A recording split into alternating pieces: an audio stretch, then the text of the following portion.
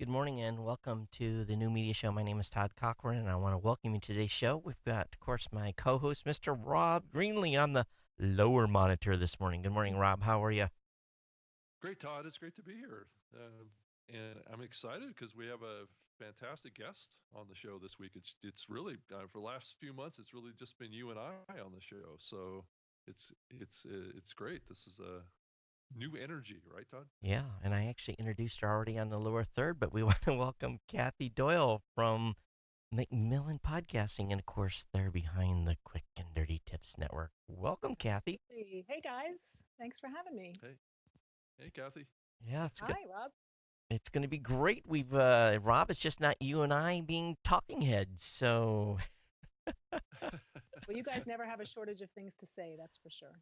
well, we try. Yes. So, welcome everyone to the show, and I tell you, it's going to be a fun one today because a lot of stuff going on, and those of you that are on SoundCloud, you can breathe a sigh of relief. Yes. Yes. $169.75 million. Is that So how correct? long? Yeah, so how long will that last them now? Well, you figure they're burnt. They had to pay $70 million in debt, so that leaves them with what, 99 or something like that, or 98, 97. And Yeah. then seeing that they're burning 50 to 60 million a year, they cut some jobs, so maybe they got 2 years, maybe they got a year and a half. I don't know, but can you imagine And I would having say an that they probably had some. Yeah, I would say that they probably had some serious discussions about business models. can can Um, can you imagine having invested $230 million and being told your $230 million investment's going to be cut by 40%? Can you imagine that? That would like drive you to drinking, wouldn't yeah, it? that's true. So, That's true. I'm sure there were a lot of very unpleasant conversations in the boardroom at that yeah. company. So, Kathy, what would McMillan do with $170 million if you had it for just Oh, podcasting? Todd. Wouldn't that be fabulous? Wouldn't that be amazing? Do so much. I just think about that number sometimes, and I'm just like, Staggering, right? it's staggering. It's a staggering amount of money, and I'm I look at my budget. I'm like, man, what I could do with that? You know what I could do with a 10. But yeah. So anyway, there is a sigh of relief, but the question then really becomes, what happens? Well, they get a new CEO. So what is he going to do? Is he going to come in and clean house? And if I was I him, would think so. I Yeah. was him, I'd come in and look at every line item, wouldn't you? Hmm. Yep. Uh, well, I think one of the reasons that they got into this problem to begin with was the fact that they had that same kind of reaction, Todd, that you had. It's like if I had that much money, what would I do? And I think a lot of, I mean, I've worked for startups that have had a lot of capital that have come in from venture capitalists, and it's just like it's really tempting to kind of splurge in areas that aren't going to bring a return to the company. And I think that the reputation of SoundCloud a little bit has been that where they've really kind of overspent on nice offices and nice facilities and hiring lots of people and spending lots of money, with really not I don't know. I don't know this for fact, but it seems like a singular focus on how they're going to sustain that business beyond their venture capital. So that's why I was thinking those conversations in the boardroom were pretty difficult. I would think, I mean, as you think about, you know, those early investors and how they've been Diluted. diluted, I would think Yeah. substantially. And I'm sure they were not happy about that. Um, but I guess it's better than having the company go bankrupt, I guess. Yeah, it's better than having 115 or $120 million in remaining investment or valuation, and then instead of nothing. But they said that the value of the company is now down to 150, so it's even worse. There's no, unless they do something miraculous, they have to. That's now that $390 million total investment in that company. So it's shocking. It really And is. and and Todd, I would think that one of the practices that they've had up to this point of giving away free hosting to networks is going to be one of the things that gets cut. Well, time will tell. My phone wasn't ringing too much yesterday, but Not yet, anyway. no, no. So I guess we'll see. But it is we were like I told everyone on Thursday because there was this really inflaming headline that came out that said basically it sounded like they were done. If they didn't get the money on Friday, it was like lights out. And I don't know if that had happened immediately. Maybe if they had voted no, maybe they'd come in and infuse some cash or something. But I was like, everyone prepare to work Saturday and Sunday. Yeah, that's right. Don't make any big plans. I will be calling everyone in if this happens. So, but everyone's Yeah, enjoying their weekend. that's that's probably a good thing, though. Yeah. So, Kathy, Yeah. I know that you've been watching this space for a long, long time, and maybe we should just let you introduce yourself. We should have done that in the beginning. I wasn't a very nice host. I'm No, bad no, not hosting at all. duties. No, that's great. Thank you. So, Yeah, I've been with Macmillan for 5.5 years now. It's been a while. wow, I thought it was longer than that for some reason. Oh, I don't know, Todd. We Did, go way back to day one. yeah, Yes. did you and I think you and I met one time, didn't we? Was I in New York and stopped in? We met. I saw you at Podcast Movement last year, and I'll see you again next week. Oh, so Yeah. I never came to your office then in New York. No, but I've invited you several times. So Yeah, next next time time I come, I have you must come by and see. We are in the Flatiron Building in New York. to. Okay, nice. So, and I know you do the commute into the city every day, and that's pretty typical for folks that. Into the bubble, as you call it, right? Yeah, yeah. Every Yep. time I go to Manhattan, I'll be honest with you, I like being there for. It's fun for 3 or 4 days, and I say that 3 or 4, but after that, like, let me escape. It's just. Really? Yeah, and Oh, I think if you live there, it's probably different and work there because you're just going to the office and you're doing the 9 to 5 and or 9 to 10 or whatever the hours may be, and it's a little different vibe. But when you go there and you're doing business, I'm going in one building, walking out, and going into the next, and Ubering around the city or lifting, and so I don't get a lot of time to have some fun. I'm mostly working, so Yeah. well, that's the problem. Yeah. Next time you come, you have to make sure you set some time aside to really explore the city. yeah, All it has to offer. The energy there is just like you can't even describe it. it We is. we It is. love working there. Oh, it is. Yeah. But Yeah. anyway, I've so spent let's see. I started quite a bit of at time in Macmillan.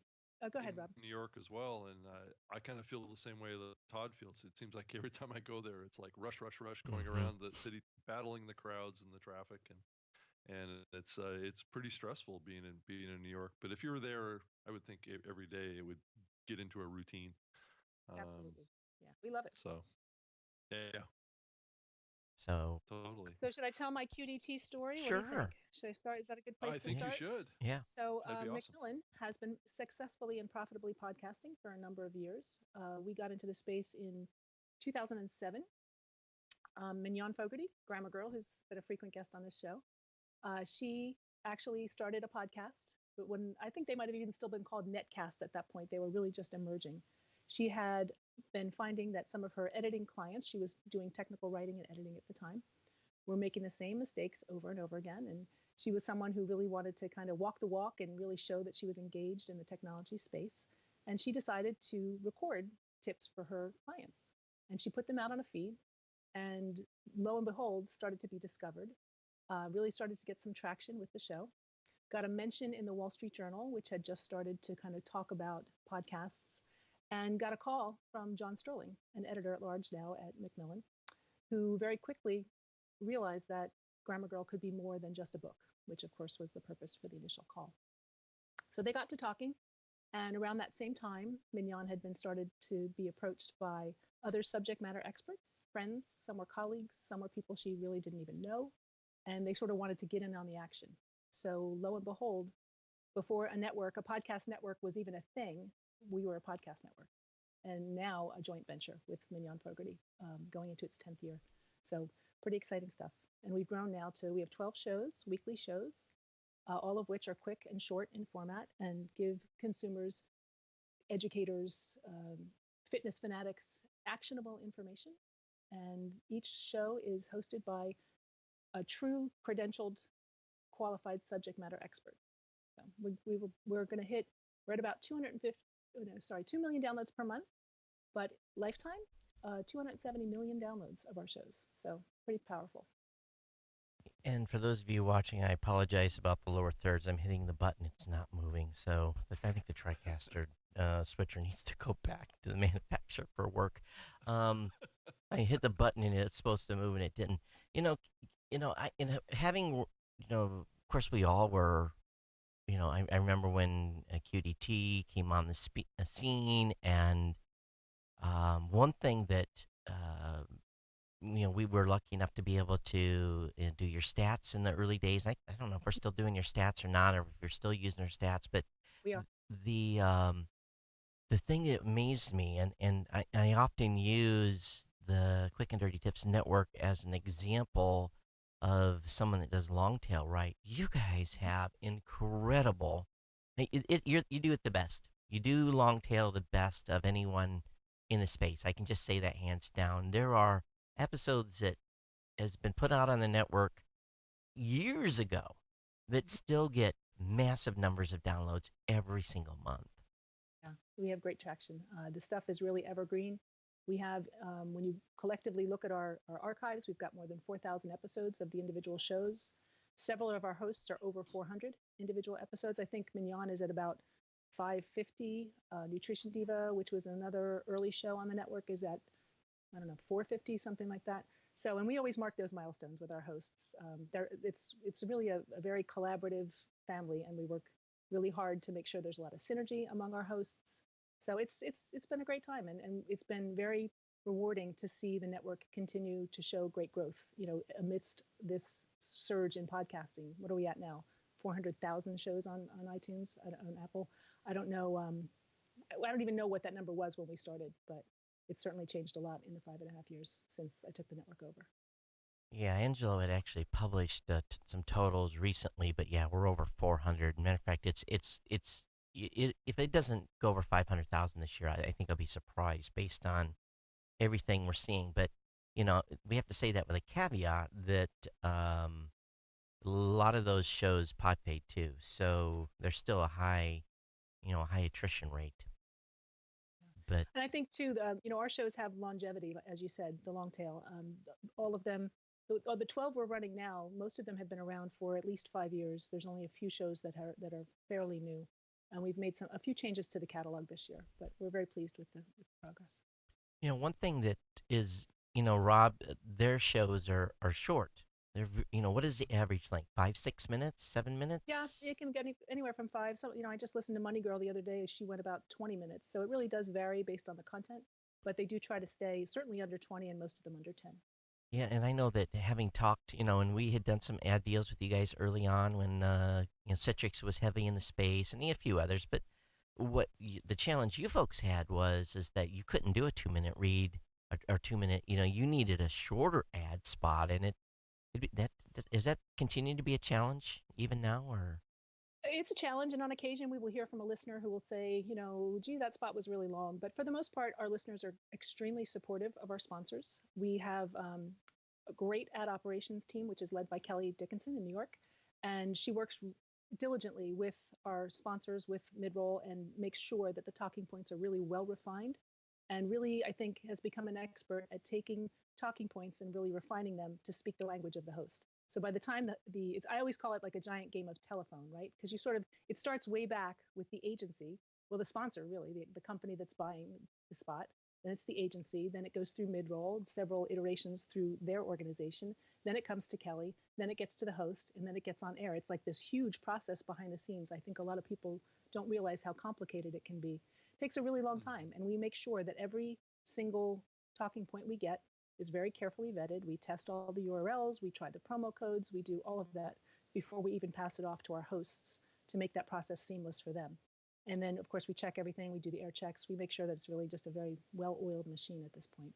In terms of challenge on length, we don't ever exceed the length. We just keep it as short as we can, as effective as we can, make sure the hosts are hitting the talking points they need to hit in order to qualify for the monetization. But it works pretty well, it really does. So you guys, I'm just looking at the directory here. 410,551 is what we have, at least in our system. So, Mm-hmm. Todd, Todd, it's going to be interesting. We talk about on this program, and I know I speak to this a lot at podcasting panels that I'm on, that the most successful podcasts and podcasting today are longer, right? They're in the 45 to 50 minute to the hour range, and I think it's really interesting. And this is one aspect that I wanted to talk about with Kathy on here too. Is that they're managing to, I guess, go a little bit against the grain here and do shorter form content and have a success metric that we haven't really seen with a lot of other podcasts. And I think it's really a a testament to what they've done, and to, I guess, be very, very focused. If Kathy, if you could talk about just that discipline that you have to keep it less than 20 minutes, I would think that there's a lot of tendency or a lot of pressure on the part of the content side to go a little longer, to go deeper into subjects. I, do you feel that tension, or is it really kind of natural to stay within that 20-minute range? So it's interesting that you should ask that, because I think we are very, very true to our brand. We make sure that everything is truly quick and dirty. The hosts are all experts at making sure their episodes come in with the right, amount of time, the right amount of coverage. On occasion, if they're doing it, we also do a lot of interviews now, interview format. So that can be a challenge, to really give someone the opportunity to be on the show. And that's, I think Money Girl did have an interview last week on Social Security. And I think that's part of the reason why some of the shows do go a little bit longer. But at the end of the day, our listeners and our fans support that, because the content they're getting is so rich with information. And it's still always actionable, quick information, even if the format goes a little bit longer, that you can use in your everyday life. You and what is your? I know that you guys have had shows that have essentially you've dropped shows before. Do you have you get a host, they get started, you have certain expectations. Can you talk me through your process of when you decide to drop a show? Because I know you've I don't know if you've dropped shows or maybe a host moves on. What has been your guys' process on that? Yeah, we have had to cut a couple of shows, and essentially it's just when they don't get traction. At the end of the day, they have to be profitable. So if they don't get traction with sponsors, we have had over the years to cut a few, not many, and we've added a lot. Um, but that's the process. Really is just to kind of watch the numbers like everybody else. And that's probably a big difference, Rob, between them and a regular podcaster. If you're doing things on your own and your numbers aren't where they're at, you can decide whether or not you want to continue. But from a Yes. business perspective, it's the axe may come out. Yeah. Yeah, We don't like to do totally. that, but on occasion So, it's necessary. Kathy, can you share a little bit about how big the staff is that supports all your shows, and uh, Sure. do you have a Yeah. producer that's assigned to every show, or what's the model, or does the host really manage most of it? No, we have a staff of right now. The QDT staff is three. It's myself, Alyssa Martino, who's our senior editor and business development manager, and Kelly, who I mentioned before, who handles a lot of the production issues and handles all the ad operations. We have three freelance audio producers who work with our 12 hosts. But we're also in the process of staffing up because, to your point earlier about the format and its limitations to some extent, we are now spinning off to a second network, Macmillan Podcasts. So we're staffing up. We're adding an audience development person. We're adding a senior producer, and we'll be staffing up throughout the year. So our team, I think, will be like at 9 or 10. Wow. So big things coming then. So Big things coming. can Yes. you talk about that? Are you going to be soliciting content? Are you going to be going out and picking shows? I'm curious. Can you Well, we're reveal? incredibly fortunate. This kind of started because, well, first of all, our senior management has been watching with interest what we've been doing over the last several years and has really been incredibly supportive about giving us, the freedom to expand the work that we're doing. I would say it kind of started with having authors. We are Macmillan. We have St. Martin's Press. We have Yep. Henry Holt, Flatiron Books. We are so fortunate to have access to some of the world's best authors. So we would do things like when Brandon Stanton released his most recent Humans of New York book, he was a guest on Ellen Hendrickson's Savvy Psychologist show, one of our greatest, I think one of our strongest shows. And they had this amazing conversation about how to talk to strangers. It was a really popular episode. And that was, I think, just a really great example of how synergistically we can work with our colleagues to put great content out on QDT, but also bring in authors to talk about their books on our platform. So we did a couple other things like that, and we were approached, I think, toward the end of last year to do a podcast with an author named Kara Brookins. That name might sound familiar to you. Many people recognize her as the woman who, with her children, literally built her house using YouTube videos. Do you remember that? The Yeah. story went pretty viral. So she was our first author podcast outside of QDT. The format probably could have suited QDT if we were to stick to house building tips, but the show was really much more inspirational. She interviewed a lot of other authors and other people who had overcome pretty significant struggles in their life, like she did. She didn't have a place to live, and she very creatively figured out how to solve that problem. And that led us to sort of say, we could really be doing a lot more with our authors. We also released just a couple of weeks ago, maybe you heard about Steal the Stars. So that's our new audio drama through a collaboration with Gideon Media, which is in part owned by Mac Rogers of The Message and Life After, and Tor Labs, which is a new experimental imprint at Macmillan, doing a lot of experimental genre publishing, in this case, audio first publishing. So Steal the Stars, we're calling it Arrival meets Ocean's 11. It's a really great romantic science fiction thriller heist that's doing quite well. And that's one of our first shows, but we have several more in development that will use our authors that sort of break the QDT mold, but enable us to really leverage the power of the authors that we bring into Macmillan. So we're excited. Todd, can I ask? Sure. So are those stories that are in book form today, or they're kind of original, but not in current print form today? That's a great question. So with Steal the Stars, like I said, it's audio first. So the podcast is actually the first. Audio first? Yeah, okay. It's the first thing that Tor Labs is introducing. It will be followed by a trade paperback, an ebook, and an audiobook based on the series. So if you haven't listened, please, I encourage you to go take a listen. It's already up to 100 reviews. Show's doing really well. Mac is an incredible writer. It's cast with all professional New York theater professionals.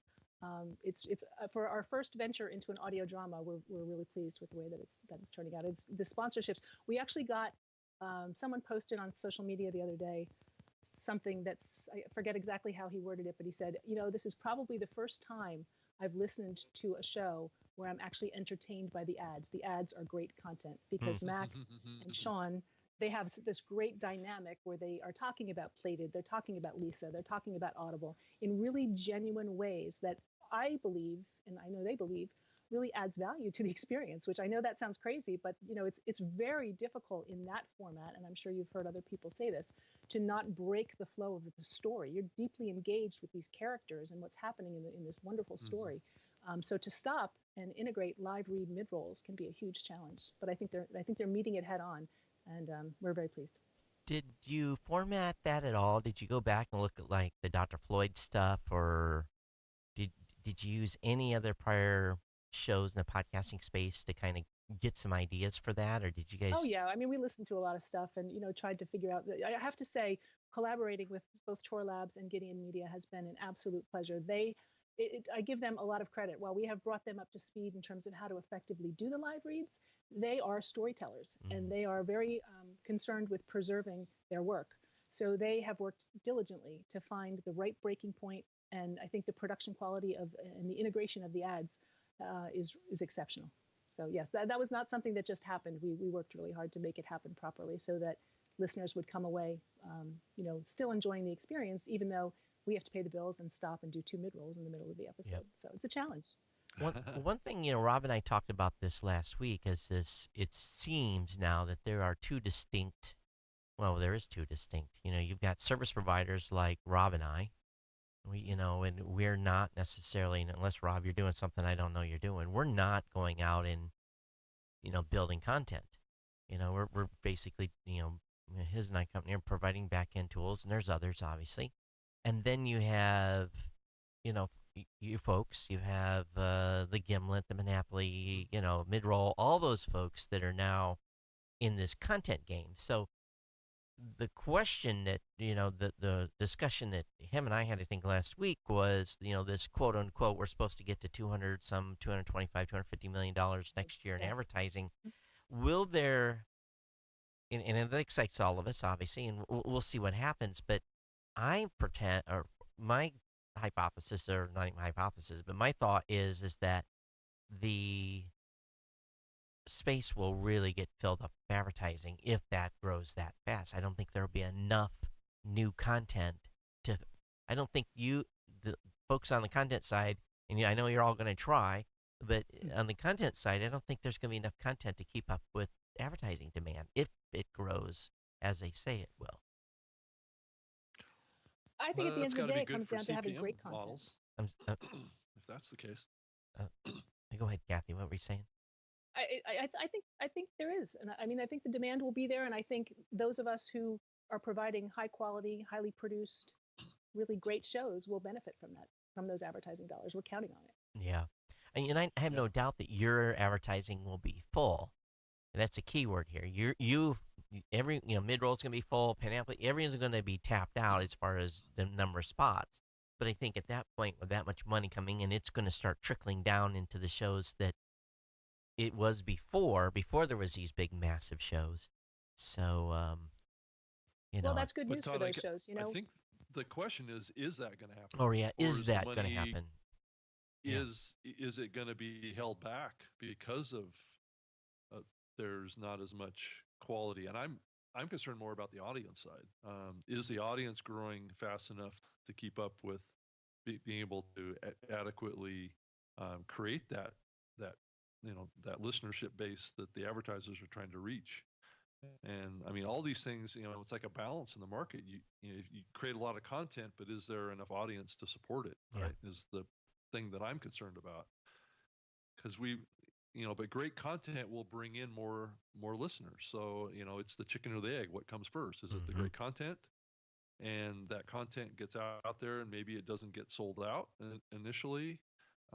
There's a risk that people could pull back on that and not expand as quickly, and thus not drive as much audience. So I think that these things are a balance, and I think what Kathy and McMillan is doing is definitely part of the solution here. It's to create that quality content that will expand that listenership base.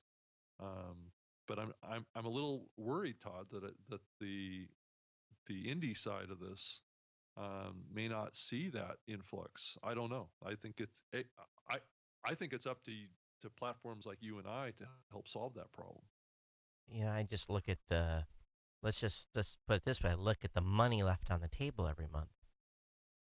There is literally, enough inventory just on my system alone, where Yeah. if another $1 million came in a month, I'd have no problem filling that. I could spend every penny easily. Yeah.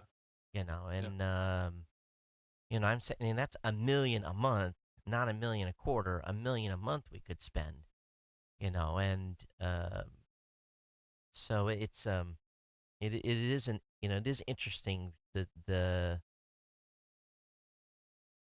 it's the separation between the big shows and the indie shows. Let's just call it that. I don't even want to say smaller shows, but there are smaller shows that are also massive, but they're usually not having a problem getting monetized. But Well, to some extent, Mhm. Todd, too, I think it's all about, to some extent, it's bundling content, right? So if true. you're working through a broker, Yeah. you have the advantage of perhaps choosing several shows that are focused on parenting or Mm-hmm. whatever, who the Yep. audience you're trying to reach. So some of the smaller shows can benefit that way. Yeah, and what we've also been Yeah. doing is basically and actually who gave me this idea was Lisa over at Twit. Talking with her at, I don't know, NABC, yeah, someplace, and she says, Yeah. It was a couple years ago. Yeah. yeah, and and I after that point I had been allowing. Well, what I did was I said, came home from that event, and I had already been very very frustrated with media buyers cherry picking shows out of the stack. We'd give them 50 shows or whatever, and they would pick five. And I invariably just basically said, you have to take all 50 or you don't get the other five. And boy, bristle, but it's worked out. It's been a good strategy, because in all honesty, many times let's say those top five shows will carry 90% of the ad buy, and the other 45 will carry the other 10%, but it at least allows money to trickle down into those other 45 shows, and we get more spots. And oftentimes, I think the smaller shows carry the performance on the in the entire campaign to help the big shows that big shows don't always perform as well as the smaller shows. So, Mhm. um, And Todd, are you still mostly getting direct response? yeah, mostly DR. How about you guys? Are you getting mostly DR We've still? done some branding. Yeah, Oh, we've been getting some branding spots, which is great. I think the first one we got was Prudential a couple of years ago, and I remember running into Mary Beth Roche, my publisher's office, and saying, "We got a branding campaign," because it was very exciting. I'd like to see more of that, obviously, but we know we do a good job with the direct response too. So yeah. So on the branding one, what did they?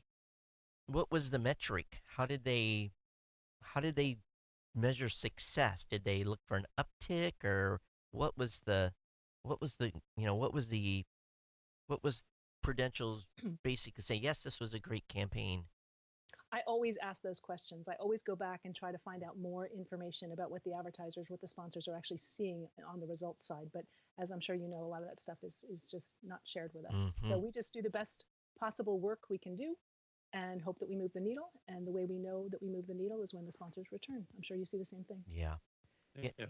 Yeah. Excuse me. And I've done in the early days because there was so few, I was able to, I basically have case studies now that we provide to media buyers that we developed, like the first 5 years of the space because everyone was sharing. Oh yeah, you guys did, you brought us 2,832 new customers. And I was like, really? So they were telling us exactly what was happening in the space. So, I would love to get that information. I think it's so valuable. yeah, And it helps at the end of the day, it helps us do our jobs better. yeah. We always So, we have a philosophy at QDT that I've shared publicly before that it's for us we are very much committed to delighting our listeners, and I think we do a good job with that. We hear from them all the time, but I also want to delight the advertisers. It's important to us that experience adds value um, for the listener and for the advertiser. I So think the word there that you just said is delight. delight. Yeah, Yeah, we try. yeah. Rob, you were going to say something. yeah, I was just going to ask. So, are you excited uh, to see what Apple is going to do with their disclosure on playback? And is there any anticipation that you might have to how it might have an impact on Yeah. your your your advertising placement and production and being able to get that sample of data back? Is that going to do you think that that's going to have an impact on your network? Well, we think it's going to be great for the QDT shows because, of course, they're shorter in format, and we have high confidence that people listen to them all the way through. Um, for the longer Mhm. shows, I think we're going to be fine because it'll come down to great content, great quality content. I think if you have a great show and you believe in it and you support it and you have high production values and you do everything right, I would hope that's all going to be a good thing for us. So we'll have to wait and see. I still have James Boggs's video presentation that he gave at the developers conference to watch, but we're watching that. We're reading the coverage of that, watching it with interest, and figuring out. I know Todd, you've already done this for your platform, but figuring out how to add those values into our content management system, and we'll have all that ready by the time iOS 11 comes out. Have they given any more information on a date for that? Well, I would think it's the fall, probably. yeah, and So that's how it the works. rumor is that the new iPhone is not going to be out until November. That's the latest date, but that to me does not make any sense unless they're having serious production delays because they really won't be ramped up completely for the Christmas season. So they really have to have that, if they want to maximize and maybe they don't worry about it because everyone just goes nuts anyway, but if they want to maximize the sales routine and the ramp up that they normally take, they got to be on the shelves by like October 1, I would think, because it's usually 5, 6 weeks before their production is, able to continue, not people having to wait 2 weeks for a phone. So, um, but I'm also worried about the new, and as far as the iOS 11 goes, it's going to be what it's going to be. But they're telling us that there's not going to be a thumb unprint unlock on the phone this time around. I'm like, what are you thinking? Oh, Um, they're eliminating that. yeah, it'll be uh, face recognition to unlock the phone. So apparently they couldn't get it through OLED screen they're going to. They didn't want a button there anymore. So I don't know. We'll see. We'll see what happens. Maybe it's all hype, but Have you tried the wireless earbuds yet? you know, Rob Walsh told me, I was like, $167 or whatever they cost. And I was just like, you're crazy. And Rob Walsh swears by them. I assume you have them? I do not. You do not. Look what I'm using now. No, just Yeah. old school. Yeah, she's using the old ones. Yeah. He says it's in. This is what Rob said. He said he takes them off, he puts them in the case. He says it fits in my that little pocket there on blue jeans that no one ever uses. He says it fits right in there. He said I don't lose them. They don't get tangled up. I can be out of the case into my ear in like 15 seconds. He swears by them. So no, I don't. I'm still, believe it or not, I'm spending most of my time on the phone in my car anyway, and I've had such bad luck with Bluetooth. I use a 13.95 Chinese knockoff headset that works. It works so wonderfully that Yeah. someone said, "Give me that part number," so or give me that, give me that headset so I can have that for my own vehicle. So Yeah, Todd, I agree. Bluetooth can be pretty unreliable. I've had the same experience. I don't know. I mean, I it'd be great to have a better technology that's a little more reliable.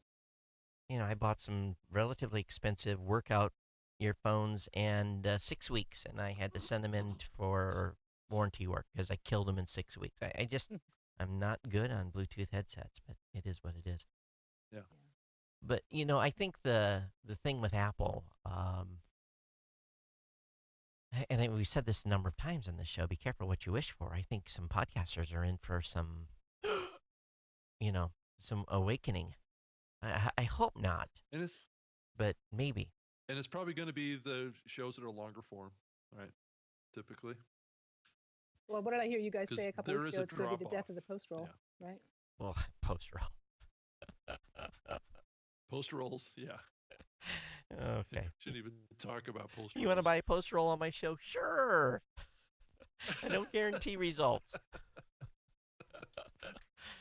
But I've done tests though with my own audience, and I think this is good for any podcaster. If you get to the end of your show, right at the end, throw a bomb in there, like, hey, by the way, if you email me a comment today with the subject line whatever, I'll put you in a drawing for $100. Just do that. Just throw some money on the table and see how many people email you because you say, okay, I'm just gonna randomly pick one of you to get a $100 gift certificate or whatever, and do it right at the end of the show, and see your response rate as compared to the mid roll, and I think that'll tell you something. That's a great idea. Yeah, you give someone enough cash incentive to send an email. That's all they got to do is send an email. That's it. And they're in the contest for $100. I think it's for some folks that's expensive, but for me it's an inexpensive test, and I've done that a number of times on my show. Done it right in the last 3 minutes of the show, laid out a contest, and said, okay, here it is, and I get good response at the end. So, but is it as good as a mid roll? No, but it's still good. So, what is the percentages hanging to the end? We're going to find out. We are. And maybe we'll finally get past this. At least we'll have a story to tell these naysayers when I go visit some of these media companies. And I just remember my first time in New York, Kathy, and I'll be honest, I told this story a number of times. I was pretty green and had never done the circuit in New York, and went in with my little presentation, and we were doing very well with ad deals at the time, and it was us and Libsyn and who else? I think that was it. There was only a couple of us doing ads in the early days, and maybe a few others, but I got crucified. I mean, this lady at this media company, she just crucified me. But it was a wake up call on doing business in New York. Uh, And so for anyone that's going to New York to meet with media companies, and do you guys do that circuit, or do you let Midroll handle all that for you? Midroll handles. And so that you don't have to go do the pitching I would love to. I mean, I'd love to be more involved in that process. I think Oh, it's no, you don't. because we're so committed to our shows, and yeah, No, you don't. Well, Todd, it's probably a little better now than it was back then. I'm Yeah, sure. Yeah. I mean, it was Sure. a new. Well, people understand I the did the same medium, right, thing. Rob? So Back when I was yeah, working on Zune, I would fly back to New York. I was back there quite often. Speaking with the media companies back there in the early days of this, and there was a lot of experimentation going on. A lot of people really didn't know what was going on Yeah. with it. They were just kind of throwing stuff out there against the wall and hoping that something would catch. And a lot of them stopped doing it. And Kathy and I wanted to ask you too, what's the vibe in New York these days with a lot of these, um, other type of publishing companies? Are you seeing a lot of enthusiasm to get something going in this space? I mean, I'm sensing that that's happening, but is there like a real wave of desire to jump into the space on the part of magazine companies, all sorts of levels of publishing companies? I think everybody's watching the space with great interest. I think several media companies have, the Hmm. New York Times, for example, is doing a great job. The Wall Street Journal is doing a great job. Yeah. ESPN is doing a phenomenal job with the Amazing. 30 for 30 or 30 on 30, whatever that series is called. It's fantastic content, great storytelling. So why wouldn't they? It's such a great medium. So I'm not. And it seems, and Todd and I have talked about, the trend line of like Gimlet having like 10 people to staff a show production. I know, that was one of the reasons that I asked you early on about, what kind of staffing levels that you have, as opposed to the profitability of your shows. But it just seems like there's this spectrum. There's people that are investing a lot in staffing of this, and I just wonder if it's sustainable, to have 10 people working on any kind of show production. But you guys aren't going to have 10 people working on a show. You're going to staff up 10 to work on, how many a shows lot of did you, shows. a bunch of shows, right? Yeah. Yes, correct. Yes. But Yeah. we've heard 10 people dedicated to one show. To me, Rob, what's the ground? Where did you guys get the ground truth on that? Where did you? Well, I I mean, it was, they had 80 people on their staff at Gimlet. Right. They had 80 staff people, and they were producing 10 shows. So I know Oh, some of those people were probably, managers, executive salespeople, or whatever, that weren't assigned to a but particular show. But that was the impression I got, is that they had at least, um, 5 to 6 to 7 people assigned to every show. well, they rep more than 10 shows though. Just look at QDT. How many shows do you have over there? 12. So there's at least I'm sure you've got a key point person at mid roll over there for your network, but still there is Yeah, but that's not a staff person, though, right? probably Yeah. be sales, right? You deal with sales mostly. Well, we Sales work. work with a team. There's an ad ops team. There's an ad sales team at Midroll. We work with both, Yeah, and then, like I said, we have a person who really it's a full time job to do ad operations for 12 shows. That's a right. lot. That's funny because I do ad operations for sometimes as many as 400 a quarter.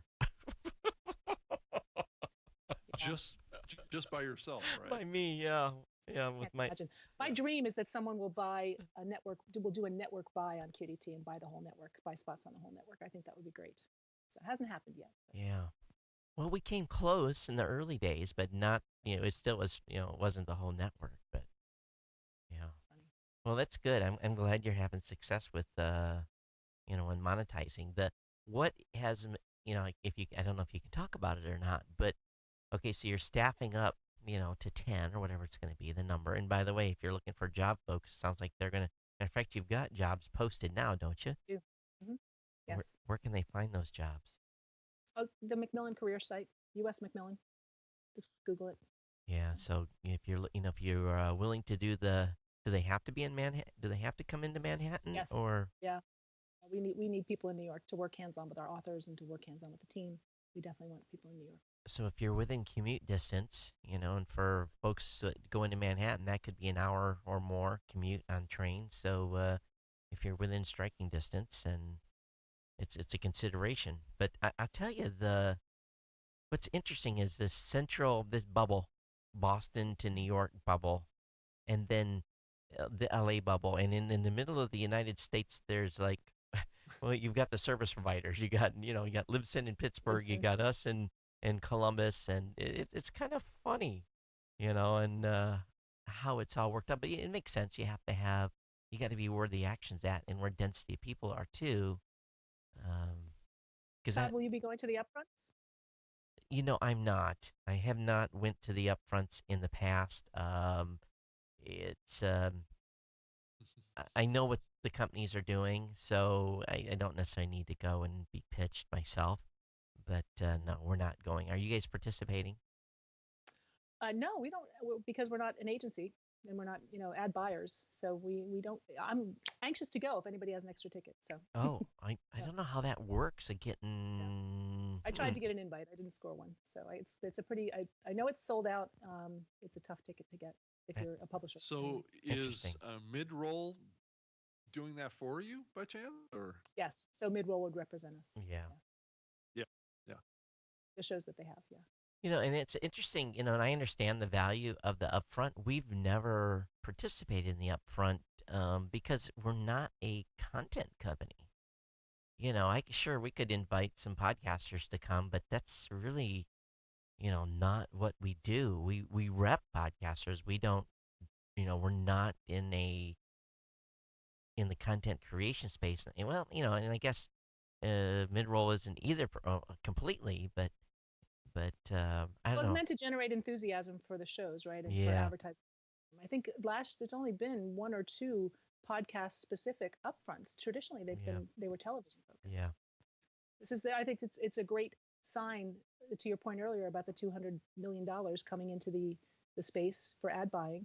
It's a great sign of that, that podcasts really are considered sort of more mainstream now, right? We've all had those conversations several years ago where you spent the majority of the time explaining to someone what a podcast was and how the medium worked. We're doing less and less of that and really focusing more on the quality of the content, the quality of the ad read, and the entire experience for the listener as we watch those numbers grow. So it's great. I think there's more research coming out this week, in fact, from Edison. So we'll be watching that. Mm-hmm. Well, Tom's going to be on our panel along with Ming Young and Rob Walsh, and Yes, I will be there to watch. Yeah, so it's great. we, That's a great panel.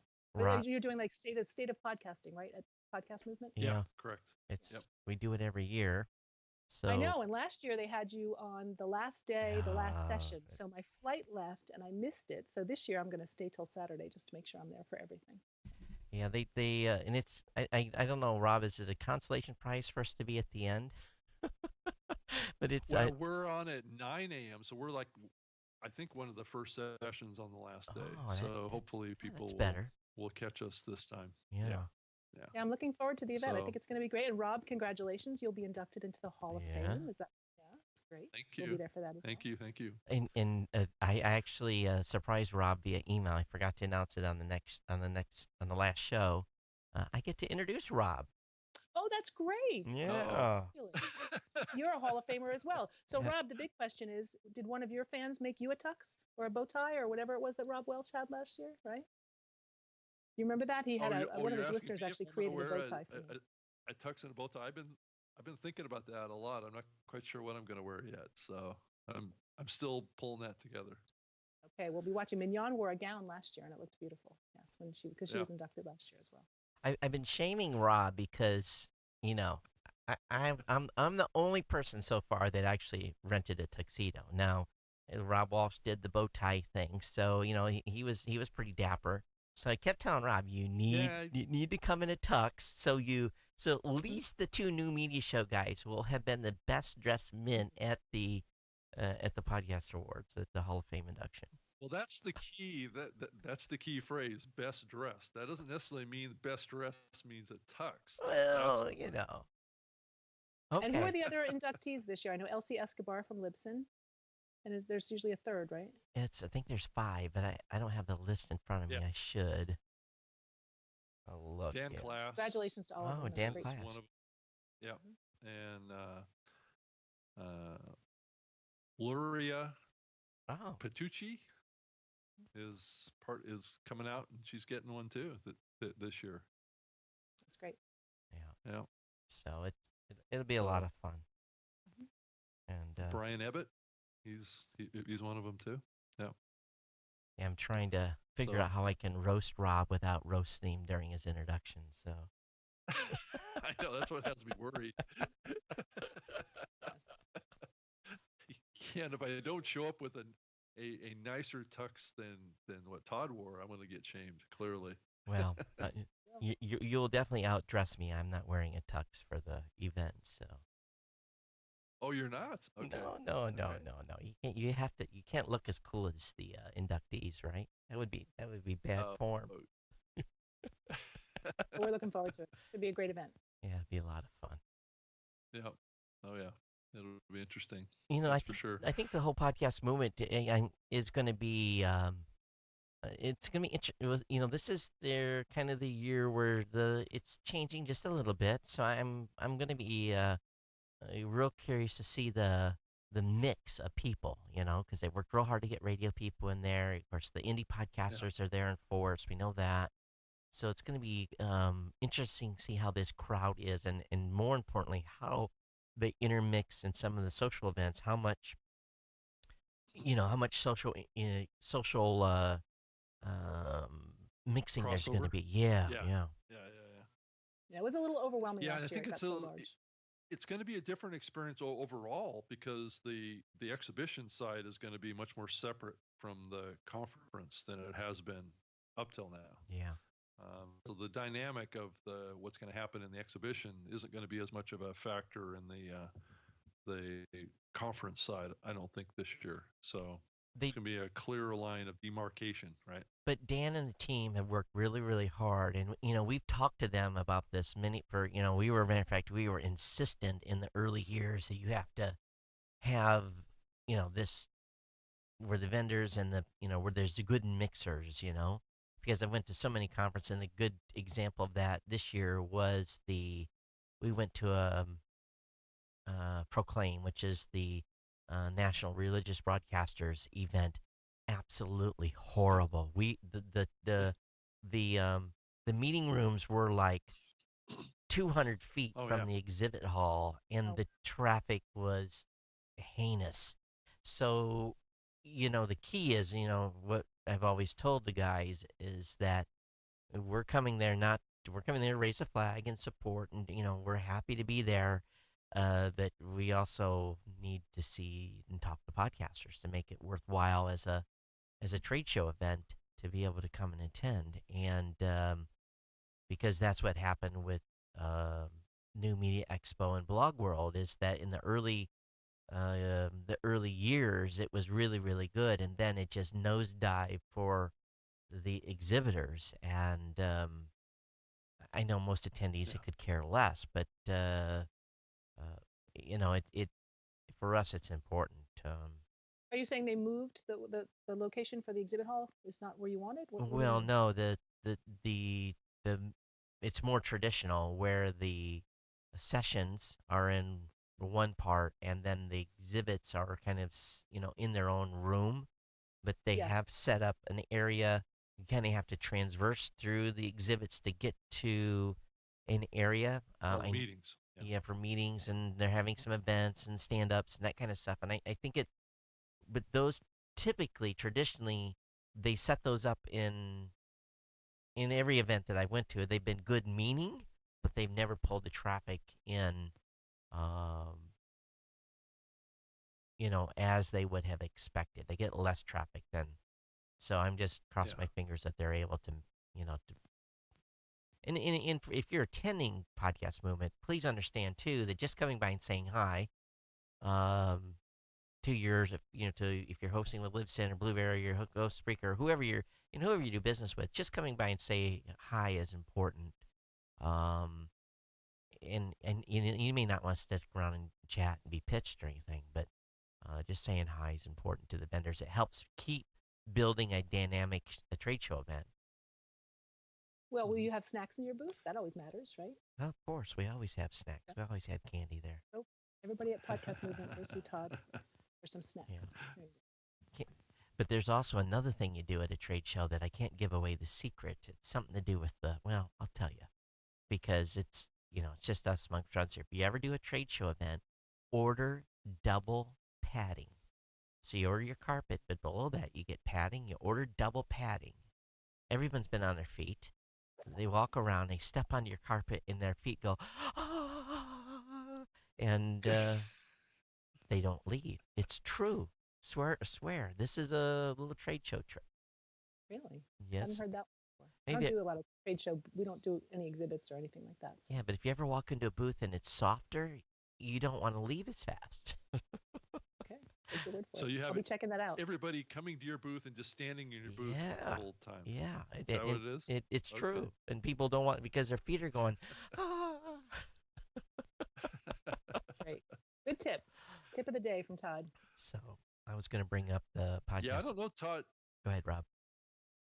I was going to mention about the National Religious Broadcasters Conference.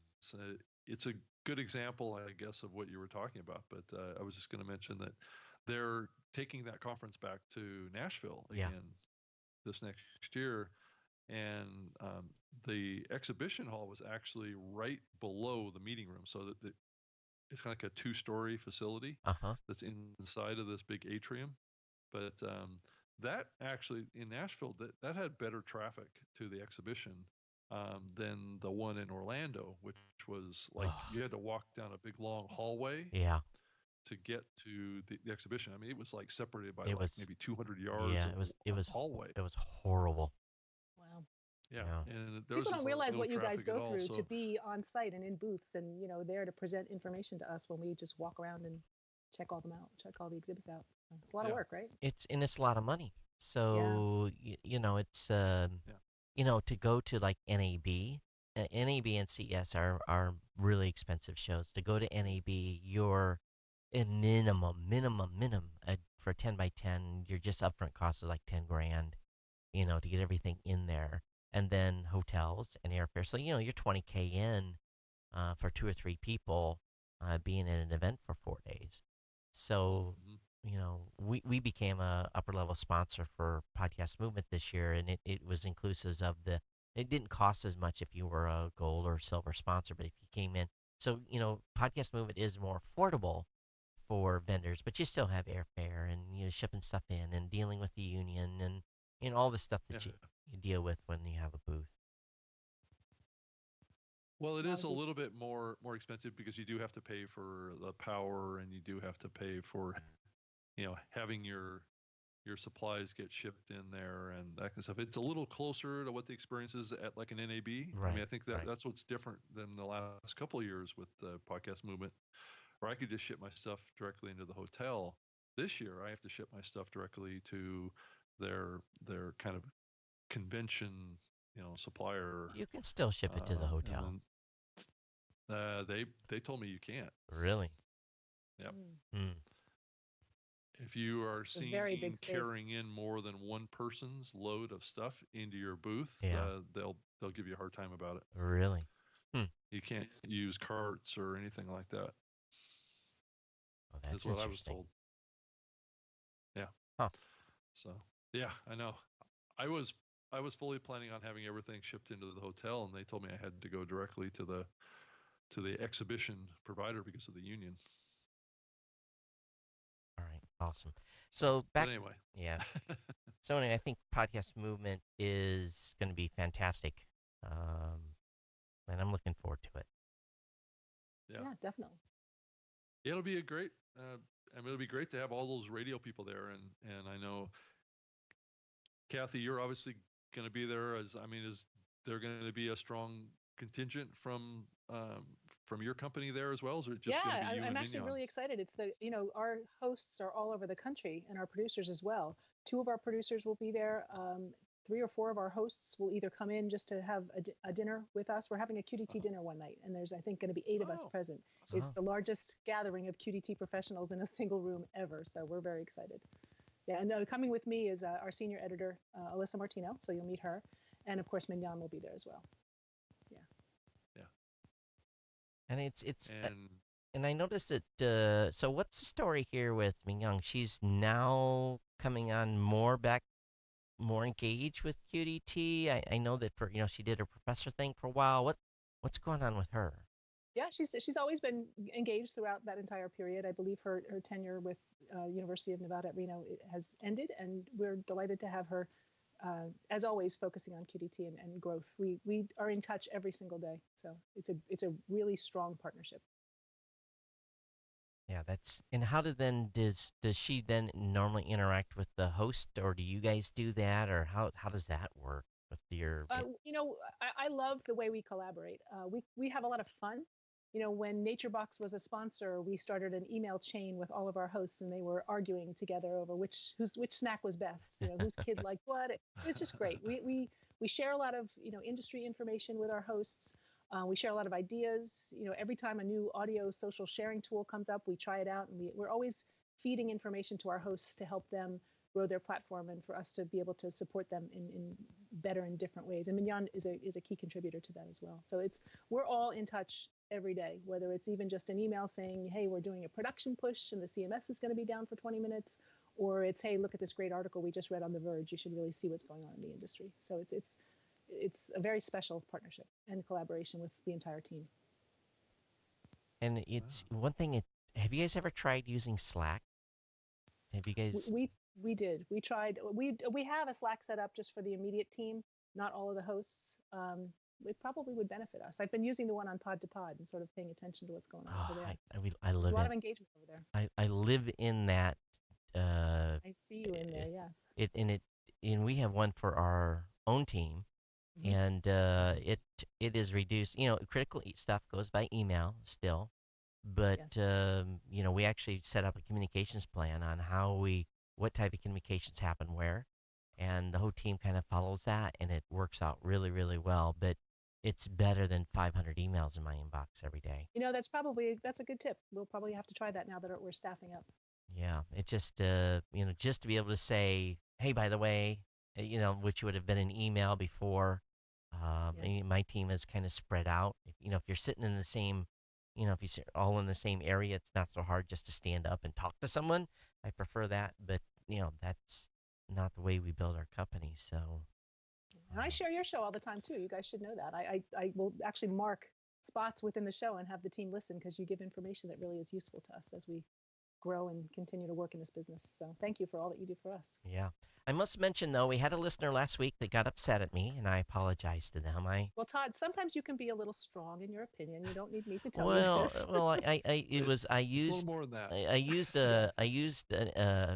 I said the S word, and yeah. So anyway, it's we have fun here, and I apologize if anyone was offended, but that just we get excited and we talk and we have strong opinions, and so that's Well, just when you're in this business, I mean, it's a risk you take. You really put yourself out there. And I think we also have a policy at QDT where we respond to every concern or every question from listeners or fans as they come in. We want them to know that they're really important to us. And if they have a concern about the way an ad has been read or a concern with one of the topics we've covered, we definitely don't shy away from addressing them head on. So yeah, and I think Yeah, that's important too sure. from a engagement standpoint. That absolutely.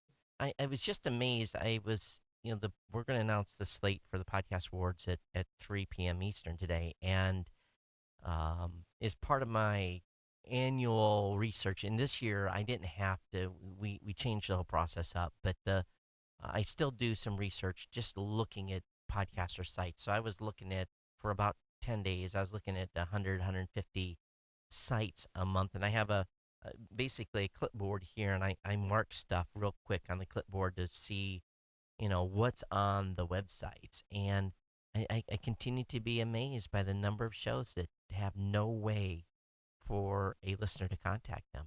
There's no email address or contact. And sometimes there's a contact form, but and I kind of said, okay, that qualifies as a way to contact them, but it's usually a contact form for advertisers, not a contact form for listeners. And I'm just like, why would you not want to have the ability for a fan to reach out and provide commentary? And it's always amazed me, and this year was even more so. Mm, that is surprising. But just little things on websites, and often get a lot of grief for it because, well, what are you to know that you're not the expert? So I have to say these are suggestions. Yeah. Continue Well, to. one more plug for the QDT website. We actually put the transcripts of every single episode on our site. So, Yeah, and Oh, you do? supplement that Wow, with some that's bonus awesome. content. So there's often audio excerpts from books. There's a lot of, content that maybe doesn't work quite as well in audio. Like we had a story on how to iron a button-down shirt, and clearly that needed to be a video, right? So we try to use the resources we have to take our content and disseminate it to consumers in the format that is best suited for the content, really. So our did, website That's is great. actually a huge part of our business as well. did you folks I'm curious about the transcript part because I've seen transcripts implemented horribly and people actually get decimated by Google. And I've used that word 3 or 4 times today by Google with because it just would look like one long run-on sentence. How do you and maybe I can bring up the site. Where do you stash the um, the transcripts? So our workflow is quite different, I think, than just about any other network out there. Our hosts actually write their transcripts first Oh, and then submit them into our CMS. We are Macmillan. We have really high standards for quality content. So we have an editor who edits all of the content, Alyssa, and makes sure that it's all up to our style, is grammatically correct. She fact checks all of it, just like any other major publication. She then puts the article back into an approval state, which gives the host the okay to go ahead and record, and the rest, just kind of the workflow just publishes from there. The producer then does his or her thing, lays down the music, cleans up the files, and everything publishes at the same time. So at this, our CMS, when we hit publish, it puts the episode out onto the feed, and then it simultaneously puts the transcript onto the website. okay. So I'm bringing up the website here, and I'm on Cutie. I'm on actually Grammar Mhm. Girl.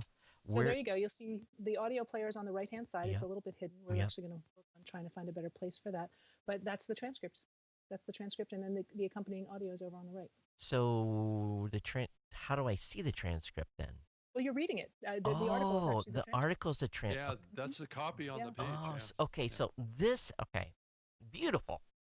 Yeah, isn't that great? And Here's it gives people, if they want to share it, maybe they don't always want to share something like this. Especially, this might be a tip that an educator might share with his or her classroom, or a business writer might share it with their marketing team. So sometimes it can be easier to disseminate that content, in written form as opposed to the podcast. okay. So So it gives our listeners have a variety of ways in which they can interact with us and share content. everyone that's listening to this, I need you to pay attention here because this is important. I've talked about contextual show notes and I've talked about transcripts before, and this is how you do transcripts because this doesn't look like a run on sentence. This is formatted, okay? It's got bullet points, it's got hyperlinks in it, it's got sub subject titles. Now, again, because the show is 3 to 5 minutes, Grammar Girl is not a long episode. They're able to do this. They're able to put the transcripts up like this. But if you're going to do transcripts, and for this show in an hour, hour and 30 minutes, it wouldn't fit in a blog post nicely, and it's not scripted, and it's not contextual. Okay, so how do I put a pause, or how do I if it take out a but or or you know so many times I see transcripts that are just it looks like a massively run-on sentence. I've seen that too. Yeah, you It can't find what you're looking. Well, because that's how people talk, right? I mean, right. that's a reflection of how people talk. What we're doing here. So, Kathy, um, all of these episodes are highly scripted, is what I'm gathering here. So you create the written form first, and then that gets voiced. Is that correct? So it's That's almost like an correct for audiobook most shows. process. Yeah. Sometimes we just do summaries. Depend if it's an interview show, obviously it's a little more challenging to get the Yeah. full transcript. But Yeah. for a standard QDT host read show, and then the delivery. Our hosts have exceptional delivery. You would never even realize that they're actually reading from a script. It sounds very natural. Yeah, this and Well, Todd, this is yeah, this is really interesting too, because I do a very similar thing with my podcast, Todd.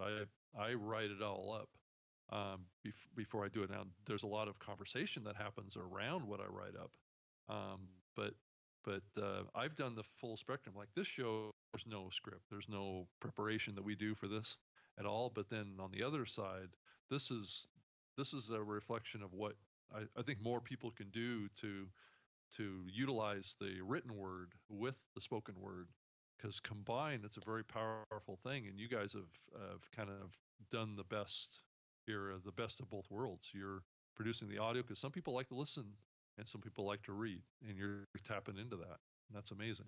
So That's the goal. I'm going to do a little experiment here, and this is the important part about Google. So let me go to Google, and let's look at part of this title. The part of this title was, it's how to write a compelling introductory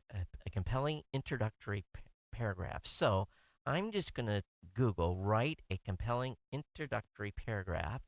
We're going to put that in Google. And where do we? Oh, I hope for good things. I'm hoping for good things, Todd. It's number You're 2. putting us on the spot. Okay, Again. no, okay, I'm serious. It comes up number 2. So let me. This is where podcasters. I get so much grief over this. I'm talking about having. Okay, so it's number 2 We on the can't list. see your screen, but Oh, you're I'm saying sorry. it's I'm number sorry. 2. Sorry. Well, Let me. we also, I mean, we do it all. We also spend a lot of time thinking about this kind of content and how to best get it into the hands of people who are interested in it. Everything we do is SEO optimized. So we think a lot about headlines, about descriptions, about introductory paragraphs being really compelling and being really geared toward the subject at hand. It doesn't happen by accident. So on Firefox it was number 4, on Chrome it was number 2. So it's weird how that happens, but still, and this was published on August 3rd, folks. This is August 12th. Do you know how hard it is to get a number 4th ranked article on? And let me just do compelling introductory paragraph. Let's shorten No, it let's up. quit while we're ahead, Todd. Come on. Yeah, Okay, so just in the top 5, Todd. If you can get in Yeah. the top 5, that's going to get you a lot of traffic. okay, compelling introductory paragraph number 1 on Google. So Yeah. this is where podcasters don't listen, and I've been telling people this for 13 years. How do I get 200,000 hits to my website every single day from Google? It's because I employ this tactic. Not even tactic. It's just a standard blogging technique. And Mm-hmm. and from that, okay, so someone says, "Oh, how to write a compelling editorial paragraph." They go over, they click on Grammar Girl, they go to the page, they load it up, bada bing, bada boom, and they're like, "Holy cow, look at this! This is a podcast. Let me subscribe." Not You have everyone. an ad blocker on. You got to turn that off. It's loading. Okay. Yeah, It's just loading. it's Yeah. loading Yeah. slow. So it's on Chrome, it's on, but not on Firefox. See, it loaded finally. There you go. So Thank you. Help me pay the bills. yeah, but this is the dealio here. Now, not everyone's going to subscribe. And what I actually find is less than 1% subscribe. Okay, so now do the math. Do the math of 200,000 hits a day, and like let's use 1/4 of 1% of 200,000 visitors to a website every day that subscribe. How do That you can think? grow your show pretty fast. How do you Yeah. think I've kept GoDaddy as a sponsor? Because I only get paid on new GoDaddy acquisition. If you become a new customer of GoDaddy, I get paid. If you're an existing customer, I don't make nothing on that. I am happy for you to use the code, but it's because I have a continue in. Now, not everyone stays subscribed. So let's say you lose 80% of them, 2 in 10 stay. It's still long haul numbers. Oh, I don't need a website. I hear that. It was a big argument on Facebook. I don't need a website. Can you imagine building a network without a website? Or building a show? I can't. For the life of me, I can't. Just from the Google.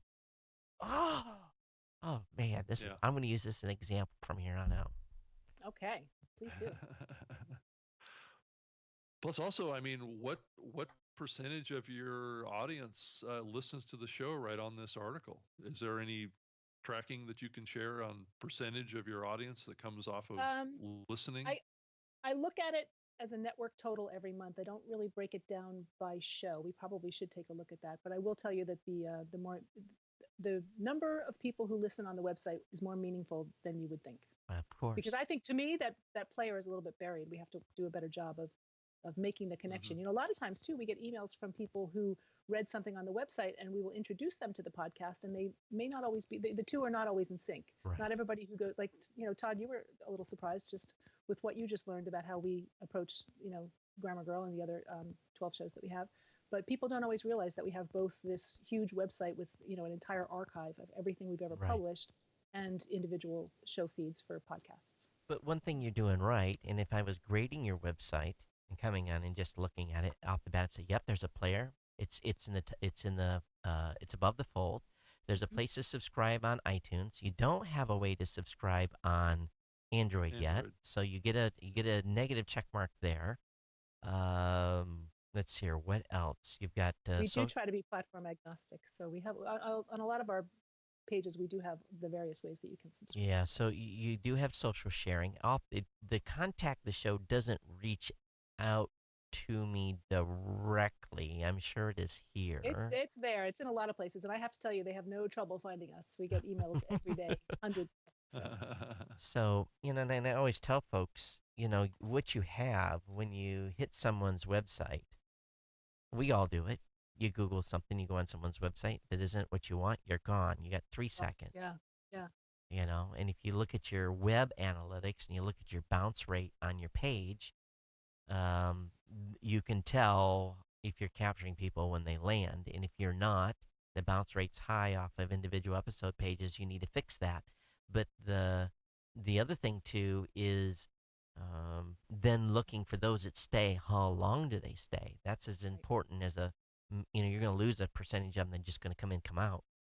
But Well, we look at that all the time, and it's interesting you should mention that too, because we have to be careful with that. Because a lot of times you can actually get the answer to your question just from the snippet that Google presents, especially with a grammar question. mhm. So sometimes we're too quick and dirty. We have to be careful of that but because at we this want the content to be. but they wouldn't have got there unless you had published the Yeah, context. They wouldn't have even had exposure. So, if you hadn't written what you've written in the blog post, they'd have never found you via Google. that's So, true. Yeah, and it's getting more and more challenging too, because I'm sure the Google page that you went to, you can see there's a snippet at the top, and then most research has shown that a lot of visitors to Google don't recognize that a lot of those first couple of posts are actually paid ads. right. So they're pushing Yeah. they're pushing the organic search results further and further down the Yeah. page. Sometimes That's a challenge for all of us. you have to scroll a little bit, but it's still it just goes to prove the value. And I can talk to a blue in the face, and some people say I don't need anything. We've got some SoundCloud shows that have made the slate. And you go to the SoundCloud page, and there is a header, there's an episode title, there's a little bit of text, but there's nothing contextual. And if I go and do this same test on Google trying to find that episode for that show, it's nowhere to be found. It may be on like page 10 of Google if you're lucky. It doesn't show up in the show in the Mm-hmm. results. So if you're interviewing someone, if you're doing an interview show and you've interviewed an author, you know, for me the value of success is, can I, 4 or 5 days after I publish this article, can I go in and say interview in the name, and if I'm in the top 5 search results, win. But there's things you have to do to make that happen. You got to make sure the author, Exactly. does the cross post, he tweets it. You work with, if he has an agency, you work with their agency. That's how you build this long sustainable. It's the magical mix, Todd. You're absolutely right. Yeah, It's it all of is. those It things. is. But I don't know anything, so Kathy, are you guys utilizing dynamic ad insertion with your archives yet? We are starting to, hopefully, yes. The first show that's on Art 19 is Steal the Stars. Gotcha. it is It curious. seems like, Go ahead, yeah, Bob. I mean, it seems like it's a long tail opportunity for you guys to offer more ad inventory. That's for sure. Yeah, absolutely. I found it 4,000 interest. episodes. I found it interesting that you did the show first, then the book. Yeah. But it doesn't always happen. I mean, yes, in this case, that's the way we're doing it. It's experimental publishing, right? So was that author, had he already published stuff before and has a reader track record? Oh my gosh, it's Mac Rogers. He did The Message and Life After. So he's been Okay, writing okay, in the whole Gideon Media. They're New York-based theater production folks. They are incredibly talented script writers, screenwriters. They're great storytellers. So in this case, it just made sense to start out with the podcast and let the other assets follow. okay. Because there's no way when I did my book deal with Wiley Publishing that they would said, "Oh, do the podcast first and write the book," because that Yeah. wasn't established. So it definitely, I understand the value then of using an established author, but why did And it goes back to a case study that Wiley did when I published my book.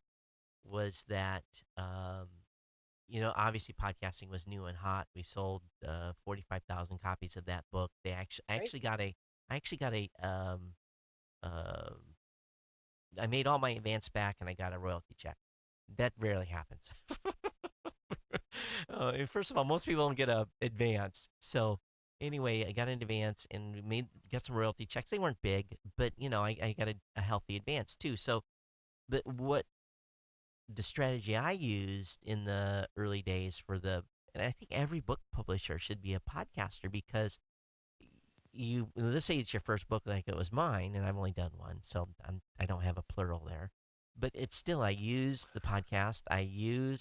There was no social media, and yet the New York Times said my book was the 10th most talked about book of the year, and got an award from the New York Times from that, and it was the top seller on Amazon and got an award for that. But what did I do is I leveraged, before people even knew how to leverage what was to be social media. um, what do I do now on Facebook? I follow my favorite authors. I have Mhm. conversations with them. You have to, I think every author should have a podcast. It And it works both ways. In our case, Dr. Ellen Hendrickson, who hosts our Savvy Psychologist show, which has grown phenomenally over the last couple of years, she has now signed a book deal with us and is writing a book that's coming out next year on social anxiety. It's called How to Be Yourself. So it can work both ways, mm-hmm. right? Podcast to the book to the, Yeah. it's Yeah. Yeah. And the interesting reason times. and the reason I got that book deal was because of the podcast too. Yep. There you go. There was no Raw Voice, there was no Blueberry, there was no tech podcast. This came in November of '05, '04, and here's something you should not do. With anytime you get offered a book deal, you should not reply. You have got to be beeping me. Who are you? And hit reply. I should have Googled who Wiley Publishing was. And Huh. Yes. Very funny. I think there was a point in time when 2/3 of our hosts had book deals with us. so Years. everyone should write one book. I think everyone should go through it. It's a fun process.